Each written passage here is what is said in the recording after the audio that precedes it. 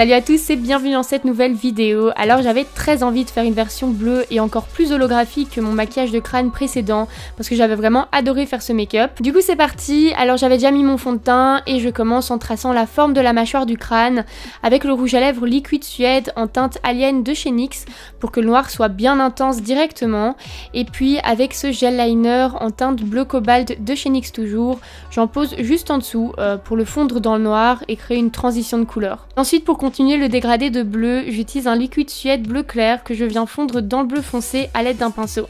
Pour ajouter encore plus de profondeur à la mâchoire, je n'hésite pas à repasser après ça de nouveau avec le Liquid Suede noir, voilà, pour que le noir soit très intense. Pour les tempes du crâne, je répète exactement les mêmes étapes que pour la mâchoire et je tiens quand même à préciser que je n'ai absolument pas essayé de respecter l'anatomie d'un crâne humain pour ce make-up, je pense que ça se voit, j'ai juste tenté de rendre les formes harmonieuses entre elles pour avoir un beau résultat. Pour le maquillage des yeux, j'ai d'abord commencé par appliquer le Liquid Suede en base dans mon creux de paupière. Et oui, je sais pas ce que j'ai avec les rouges à lèvres, mais ils finissent toujours par atterrir partout sur mon visage, sauf sur ma bouche. Mais bon, faut dire que ça reste quand même une très bonne base de make-up pour obtenir une bonne pigmentation. Donc du coup, sur ma paupière mobile et au ras de mes cils inférieurs, je pose du fard noir et je le dégrade dans le bleu.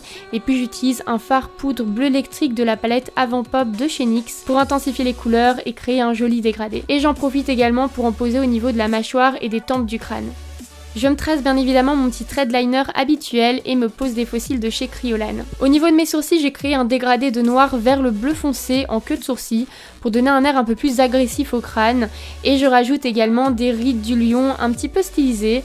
Du coup je m'en excuse, mais ça va vraiment me donner un air hyper méchant durant toute la vidéo, mais voilà, au moins ça prouve que ça fait son petit effet.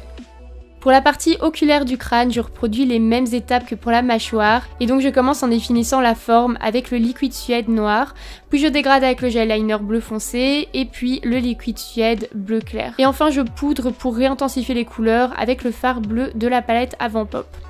Je n'hésite pas également à poudrer les zones noires partout sur mon visage pour apporter encore plus de profondeur, et du coup il me semble que j'ai dû le faire vers la fin du make-up, mais je ne pense pas l'avoir filmé. Alors ensuite c'est ici que toute la magie opère, j'utilise le fard saphir de la palette Alchemist de Kat Von D et j'en pose sur toutes les zones bleu clair. Ça va vraiment apporter énormément de lumière au maquillage et franchement je trouve que le résultat est juste canon comme ça, ça fait toute une différence. Je pense que vous avez compris maintenant, pour le nez du crâne je fais exactement pareil que pour le reste de mon visage, en n'oubliant pas la petite touche d'highlighter bien évidemment. Je passe à la partie la plus laborieuse en me posant tous ces diamants holographiques de chez The Gypsy Shrine sur le visage.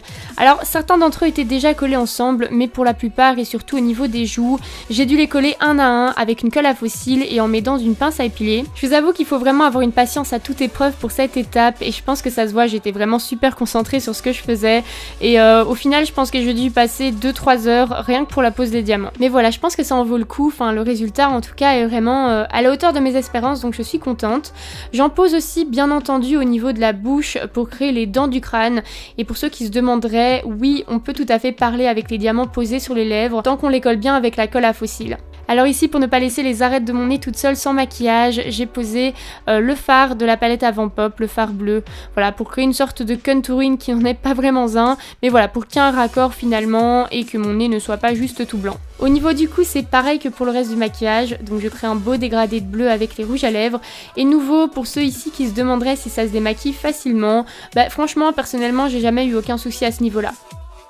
Ensuite je pose des diamants sur mon cou et mon torse et je creuse mes clavicules et les muscles de mon cou avec du fard bleu foncé et puis du noir pour apporter de la profondeur, et je termine en posant de l'highlighter bien entendu sur toutes les parties proéminentes. Alors je sais pas si vous pensez pareil, mais en fait quand j'ai terminé ce make-up il m'a fait penser à un marcheur blanc dans Game of Thrones.